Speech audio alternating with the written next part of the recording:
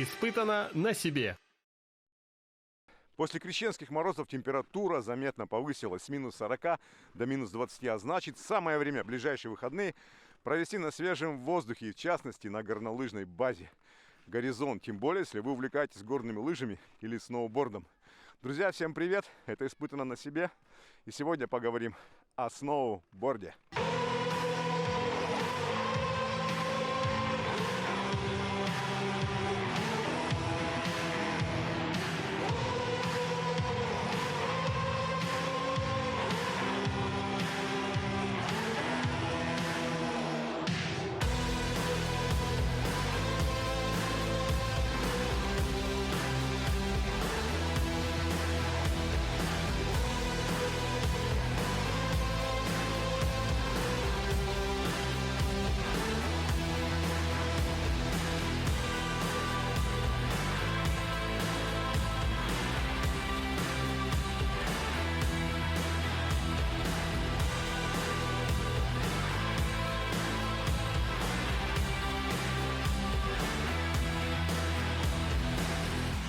Изобретение сноуборда относят к началу 60-х годов прошлого столетия. Шерман Поппин придумал и изготовил для своей дочери современное подобие сноуборда, названное снерфером. Он склеил две лыжи в одно целое. Уже в 1966 году было начато производство снерфера в качестве детской игрушки. На протяжении последующих лет росла популярность этого вида спорта. Большой вклад в совершенствование снаряжения внесли такие люди, как Дмитрий Милович, Джейк Бертон, Том Симс и Майк Олсон. В 1979 году был проведен первый в истории мировой чемпионат по снерфингу. А на зимних Олимпийских играх 1998 года в Нагано, Япония, сноуборд стал официальным олимпийским событием. Мы находимся на базе «Горный воздух», где только что завершились соревнования сноубордистов. И смотрите, с кем еду. Уралочка, чемпионка. Привет. Да, занимаюсь, на доску встала лет 5, в секцию пошла лет 8. А сейчас мне 16, 17 будет скоро. Ничего себе. Ну как вот, кто, по-твоему, наиболее конкурентоспособен для тебя? Вот с кем тяжело было заезжать?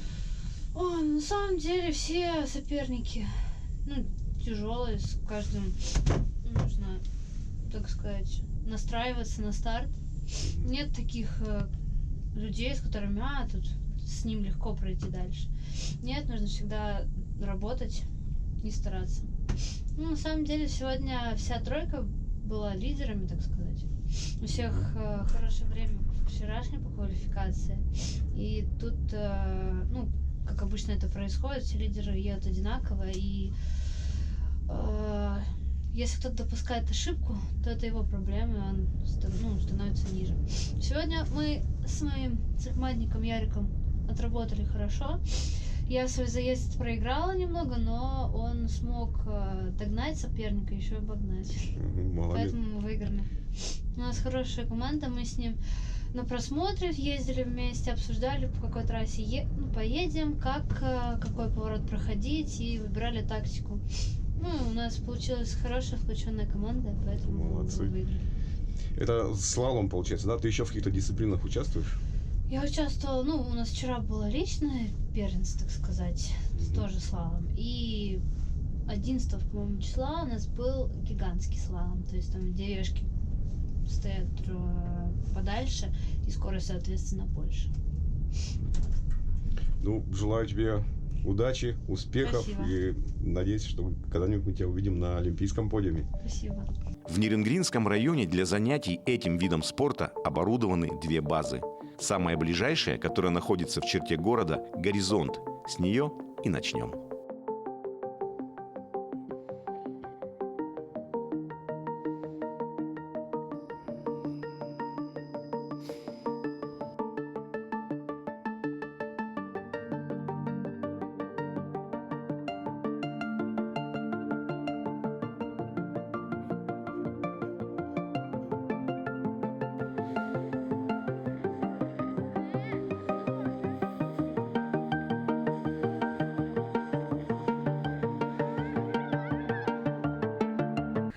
нас в прокате есть беговые лыжи, горные лыжи, сноуборды. Наиболее популярным является, наверное, сноуборд. Больше всего берут сноуборд у нас. А вот скажите, он как-то подразделяется там по росту, по весу, да, по возрасту, по креплениям? Есть какие-то нюансы? Ну да, естественно, крепление по размеру ботинок подбирается. Сноуборд сам по росту человека, по весу. Ну и вообще по предпочтениям, по стилю катания и так далее. Человек, если знает, как он любит кататься, он уже называет, что ему нужно конкретно. То есть у вас есть, в принципе, еще выбрать, да? То есть ассортимент?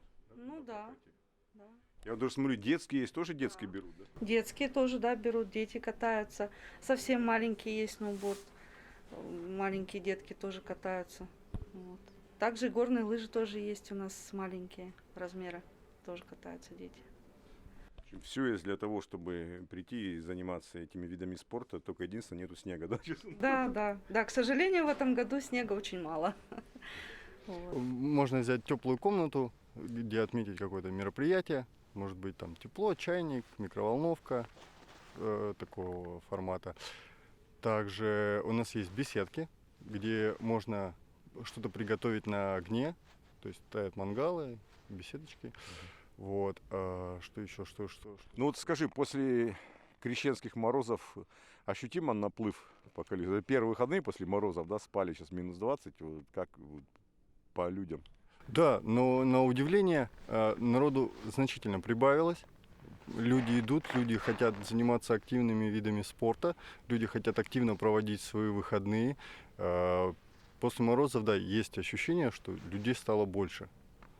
Ну, вот я еще заметил, помимо как бы трассы, еще горки для детей, да, то есть не обязательно владеть, да, лыжами, сноубордом, можно детей брать сюда, да, для прогулки, еще беговые вроде есть трассы, да, у вас? Да, есть беговая трасса, она отратрачена, сделана лыжня, где можно даже не профессионалам приехать и прокатиться на беговых лыжах, побегать, так сказать, оздоровить тело и дух. В этом сезоне особенно, да, мало снега у нас в Южной Якутии, поэтому вот сейчас что, если смотрю, из 3 склонов один работает, это, да? К сожалению, да, из 3 склонов у нас работает один. Это зеленая трасса, она не особо крутая и подходит для новичков. Всем, кто начинает кататься, в принципе, рекомендую.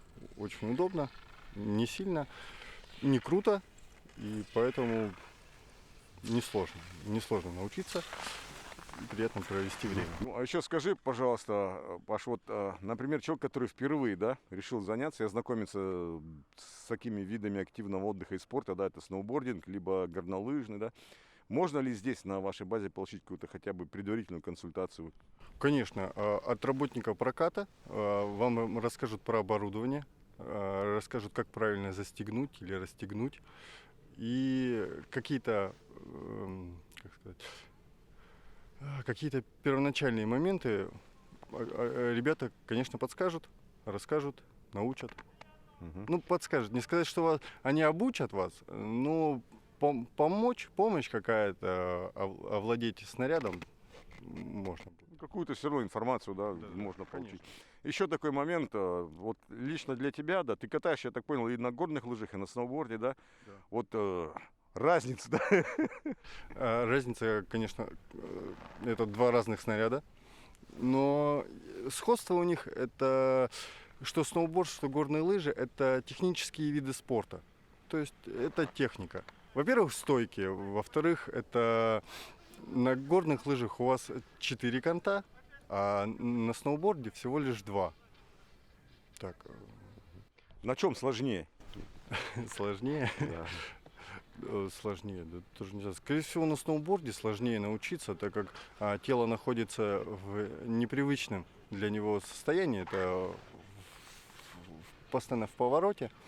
Поэтому, по мне кажется, сноуборд будет чуть-чуть посложнее, чем лыжи. Ну и какие-нибудь эти, может быть, совет какой-нибудь, да? Есть какие-нибудь советы для начинающих? Конечно, обязательно. Во-первых, это защита. Все, кто хочет покататься и идет первый раз, не знаю, с чем встретиться, обязательно одевайте шлем. Не забывайте про налокотники или наколенники, возможно, подкопчик, какую-то защиту. для начинающих вот этот момент, наверное, То есть нужно обезопасить себя прежде всего от падений, да, потому что они неизбежны, да? естественно. Мы все учимся, и даже спортсмены катаются в шлемах. Почему? Да потому что опасно. Это травмоопасный вид спорта вообще. И поэтому защиту обязательно. Ну, а вот у местных, да, уже, скажем, у профессионалов, да, есть какие-то излюбленные места поблизости, где они уже для полного экшена, да, где катают? Ну, ближайшее, наверное, это Шерегеш будет, туда. А так у нас в Серборе есть гора, Высотник, клуб там базируется.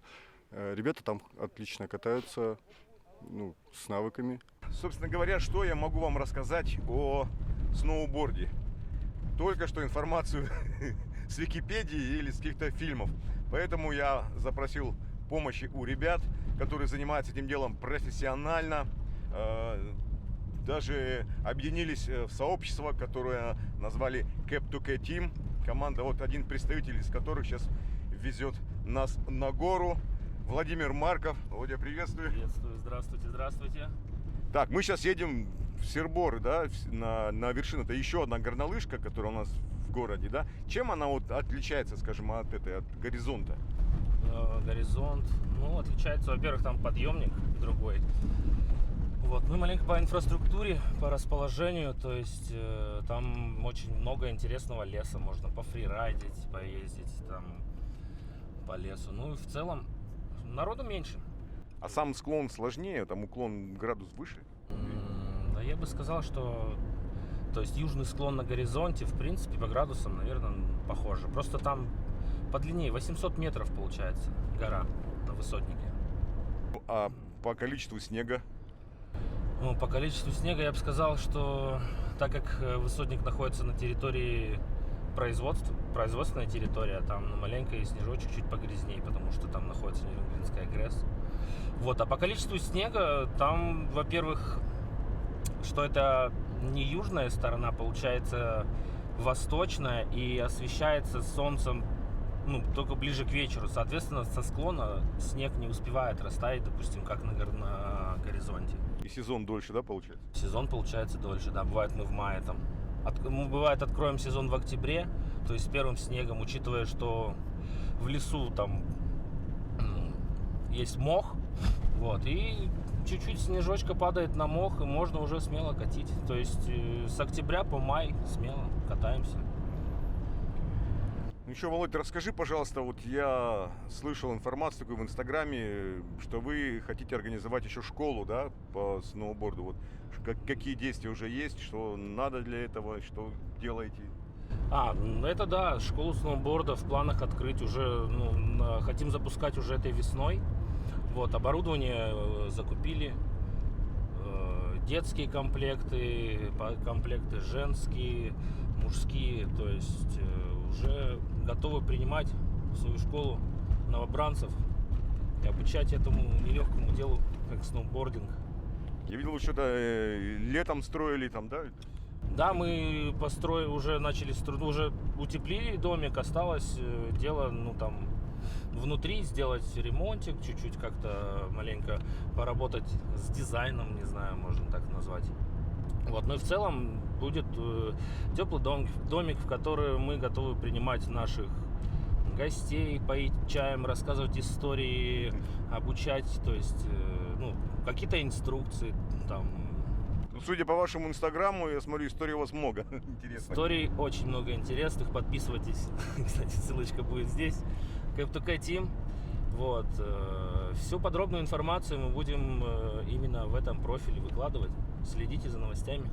Вот нашим телезрителям, да, канала Якутия-24, расскажи, пожалуйста, откуда пошло название Cap2K? Ой, название Cap2K Team такая история, что, ну, Южная Якутия, все, я думаю, знают, что проживают эвенки. Вот, я по национальности сам эвенк. Вот, и есть то есть, как племена, там, вот, допустим, фамилии разные. У эвенков есть род. Вот, и, соответственно, у меня род Cap2K. Ну и товарищи предложили, говорят, ну если мы вместе катаемся на сноуборде, то есть, ну давай сделаем какой-то контекст, смысл этому придадим, то есть, ну Cap2K Team, так и назвали. По названию рода, да? По названию олимпийского рода, Cap2K, да. И сколько вас человек в команде? Ну вообще основных 3. Вот. 3 человека, то есть постоянно вместе везде. И в Алдан, в горы, везде. Ну вот, на твой взгляд, где лучше всего катать в сезоне? Ну, возьмем, например, скажем, по Южной Якутии, да, я еще знаю, в Тынде вроде тоже там что-то есть, да? В Тынде, да, Усть-Карал, то есть, ну, в Тынде, во-первых, очень мало снега, во-вторых, что там горнолыжкой, то есть искусственный снег, во-первых. Ну, можно поехать покататься, там, в принципе, инфраструктура есть хорошая, то есть у нас там друзья-райдеры тоже, то есть вообще в целом мы хотим еще организовать тур в Лебединый. Вот, ну это уже будет ближе к теплому времени, то есть, ну, к весне обговариваться. Ну, я вот на Лебедином был, там гора серьезная, а то нужно уже не для новичков, да. Подготовка, да, нужна туда серьезная. Во-первых, и подъемник не совсем удобный, вот, и во-вторых, там такой склон серьезный. Там еще снег как бетон, там же продувается он постоянно, да? Да, бывает так, а бывает, если, ну, это надо подгадать, во-первых, с погодой, то есть, как там есть Сергей, вот, и как это выражение есть, обкатать персидский ковер. Вот, пухлячочек, ну, выпал свежий снежок, и можно смело там прям плавать. Это надо поймать. То есть на пухлячок можно поймать там, да? Пухлячок, да, можно поймать, и это очень... Ну, вообще, в целом, ты замечал такую тенденцию, что в Алдане, как бы ни было, всегда почему-то больше снега, чем у нас в Неринге? Ну, это тоже, да, и вообще по природе, там маленько другая природа даже. Вот смотришь, у нас там 30 градусов, а в Алдане там 22 почему-то, хотя вроде они севернее находятся, как бы. Вот так вот. Так, ну, теперь немножко план минимум на сегодня. Так, план минимум. Ну, сейчас мы уже подъезжаем к горнолыжной базе. Сейчас будет знакомство с остальными участниками нашей команды Cap2K Team. Вот. И каждый расскажет, что такое сноуборд, вообще сноубординг в его жизни, как мы к этому пришли. То есть сейчас будем рассказывать вам интересные истории. А может быть и не очень. Я надеюсь, что они будут интересны. Друзья, теперь вы понимаете, почему я не стал вам сам рассказывать, ссылаясь на информацию с интернета, когда есть люди, которые прям, не знаю, болеют этим.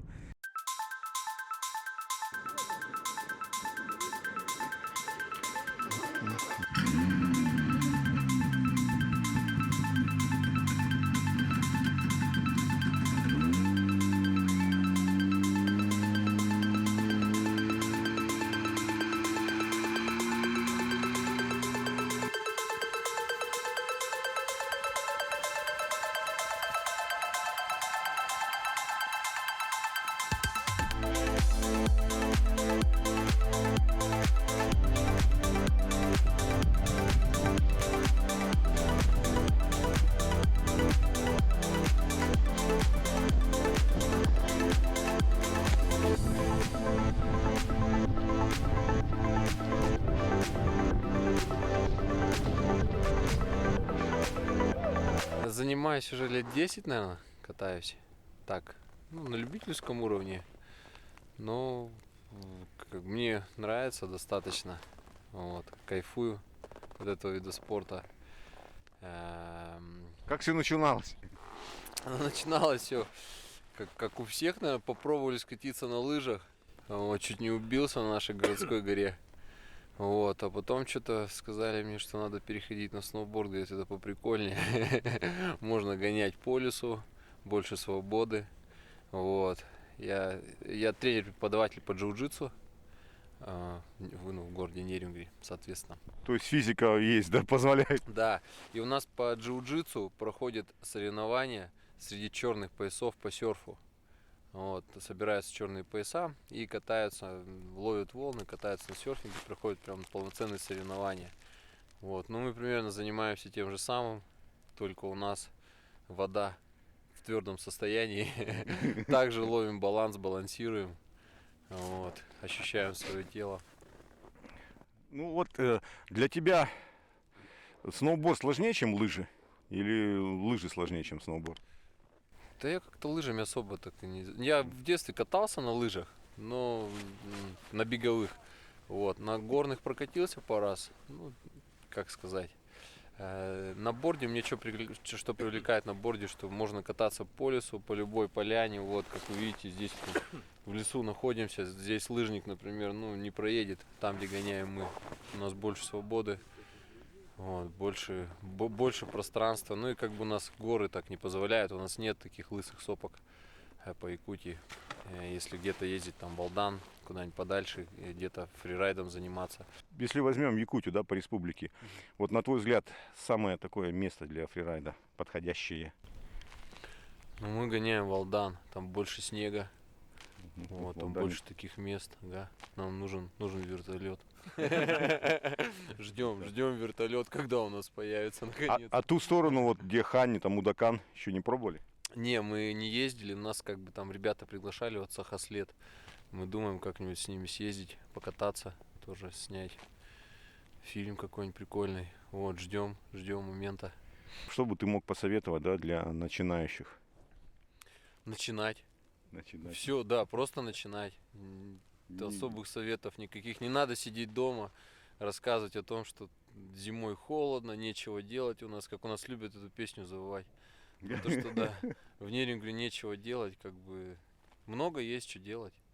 И много Тем более сейчас, на мой взгляд, начинается самая такая пора, да, мы пережили крещенские морозы, сейчас февраль, март, это вообще идеально, да? Да, самое время. Ну и как А бы... вот по снаряду, по экипировке, где вы закупаетесь, где подбираете? Как вот?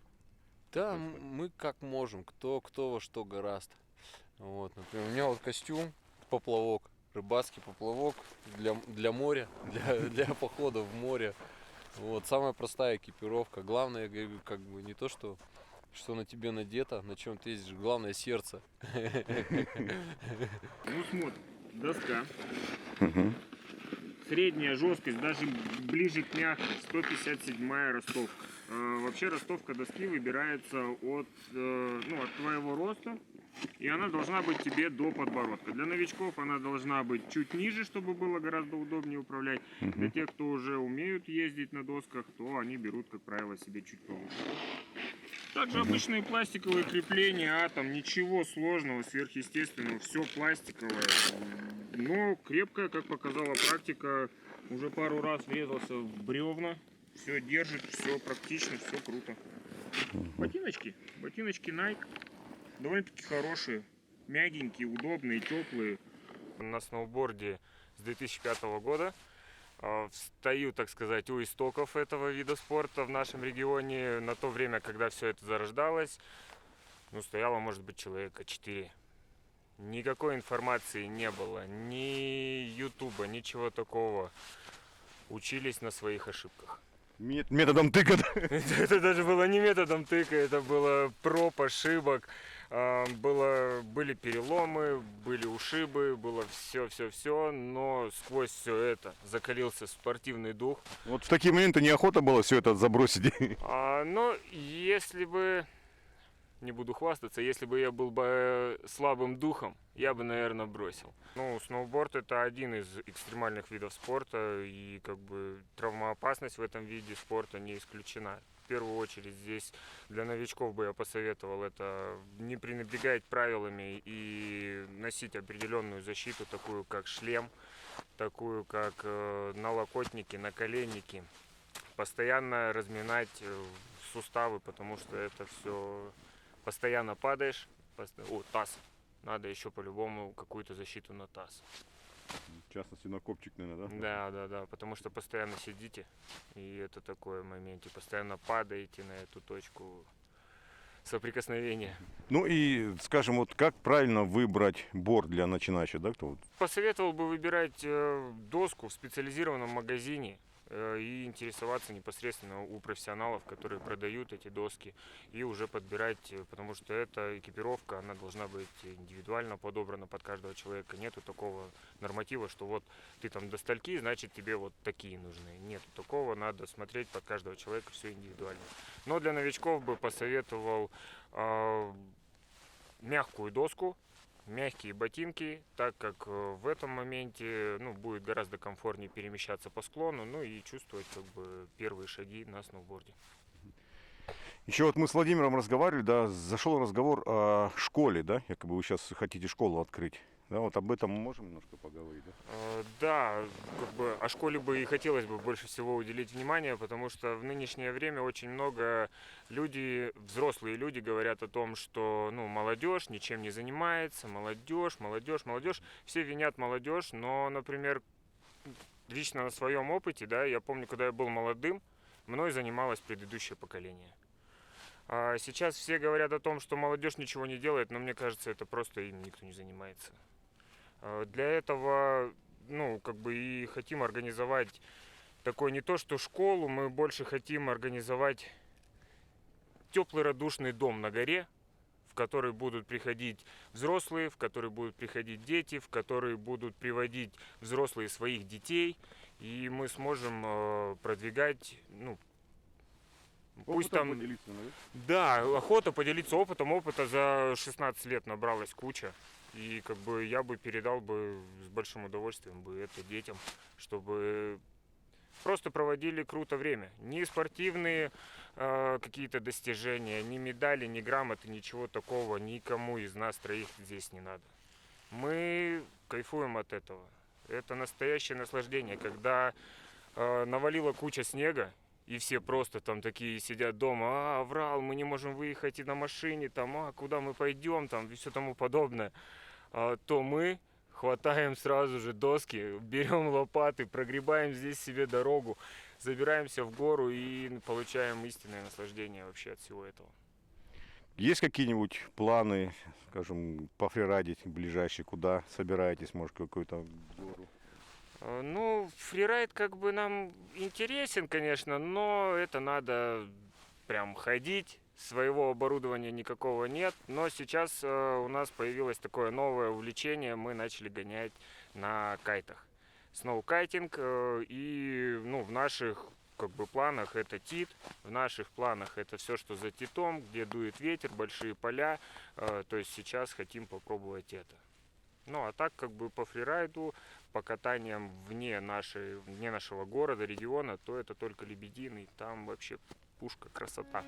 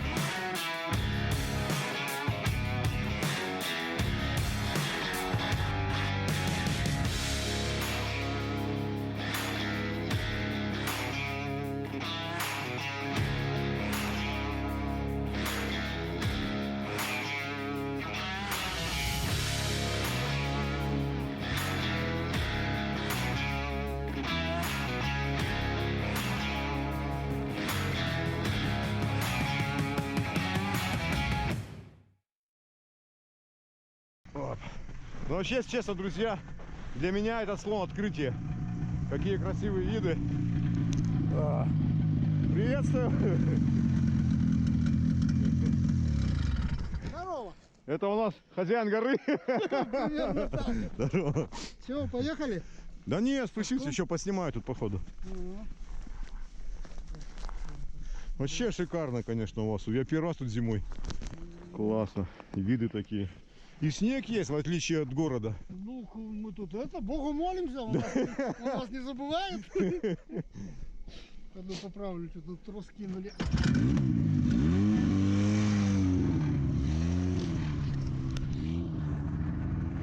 Так вот, друзья, да, для меня открытие этот склон Серебряноборский. Такие виды потрясающие, интересно, конечно, и снега больше, чем в городе.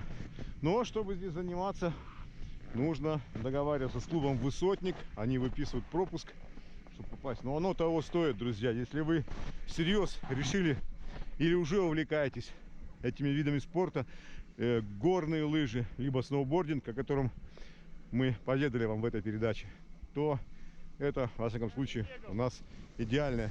Вот так вот. Сергей, я вас приветствую. Вы что тут делаете? Ага. Стендапы снимаю. Классно, нифига ты мне добавил кадра. Нормально? Это было хорошо? Да, все классно. О. Так вот, друзья, как говорится, встаем на лыжи или на сноуборд. Это что? Лыж, Это что? Только сноуборд. Еще отдельно хотелось бы поблагодарить Сергея Николаевича и всю горноспортивный и весь горноспортивный клуб «Высотник» за то, что дают нам возможность и не препятствуют всем нашим планам. То есть, когда, например, мы запланировали вести строительство школы, из предпринимателей нас поддержал только «Я строю сам» Лукин, который выделил энную сумму на строительство здания. Также нам магазины «Вкус буржуазии» выделили транспорт, на котором мы вывозили все это сюда.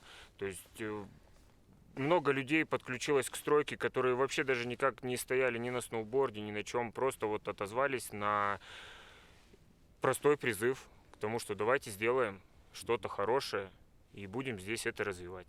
Как готовится трасса на склоне? Как вы ее готовите? Своими силами же, да? Да, тут в этом месте все делается сугубо своими силами. Трассу начинаем готовить еще по осени. Закапываем промоины, делаем ревизию подъемника. Ну, с первым снегом начинаем его укатывать. Первый снег, второй, третий. Вот 3 слоя укатали, уже можно, Бураном, да, катать. Ну, к сожалению, кроме бурана ничего нету, так что катаем бураном. Сколько у вас, много же человек у вас в клубе «Высотник»? Я вот слежу за вашим инстаграм, смотрю, там вы довольно-таки активную жизнь ведете. Ну, и я активную жизнь веду, и наши активные члены ведут тоже хорошую жизнь. Ну, не сказать, что много народу, в былые времена было гораздо больше людей, просто поразъехались многие.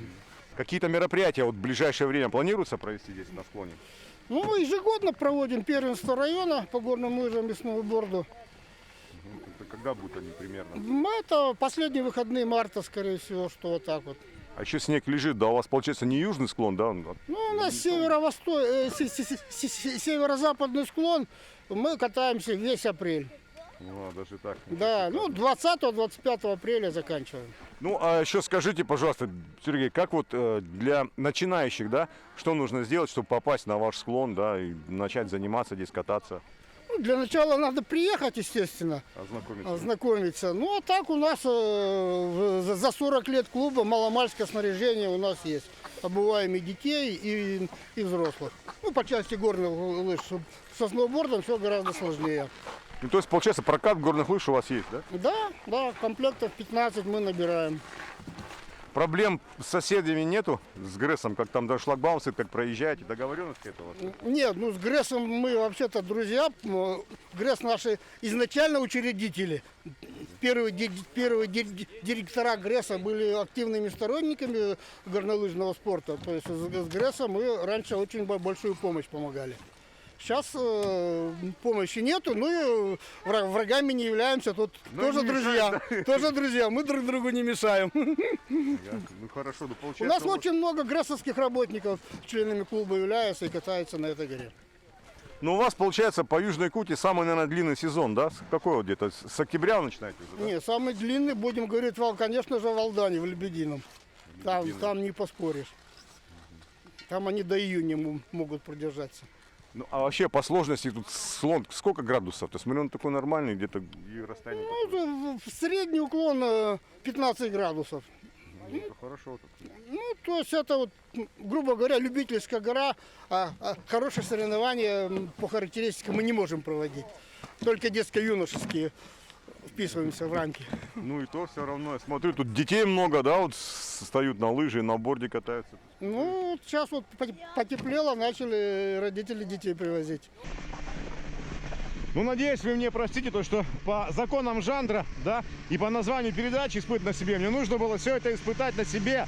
Но не могу, друзья, уже месяц лечу ногу, связки порвал. Еще пока физиотерапию прохожу. Хочу в этом сезоне штурмануть все-таки вершину Самокитского цирка. Попытка у меня была забраться на нее в прошлом году, но забраться не получилось. И началось с того, что я сначала сломал лыжу, потом на оставшемся куске я все равно продолжил движение. Но перед самым штурмом мы попали в пургу, началась настоящая метель, и было принято решение отложить штурм. В общем, гора не пустила. Надеюсь, пустит в этот раз. Ну и также, конечно, в планах есть побывать на кряже Зверева. Я там был летом в экспедиции, когда мы снимали «Шепот Алдана», но зимой хочу там побыть. Там очень красивейшие места, хочу показать вам, именно зимой добраться. Поэтому нужна здоровая нога. И сейчас я прохожу физиотерапию. А на сноуборде нужно как раз поворотный момент. Нужно телом рулить. А у меня вот она в повороте, связка порвана. Не могу, поэтому каюсь. Простите меня, но...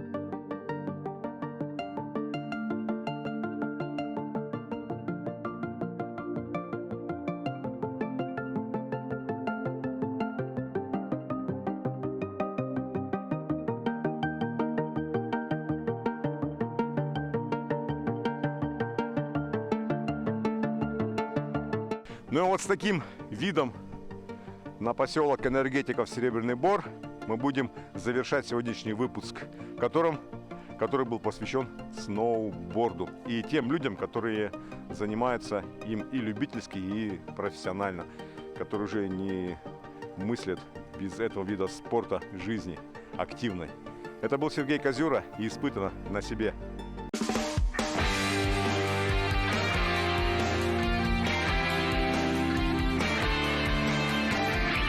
Испытано на себе.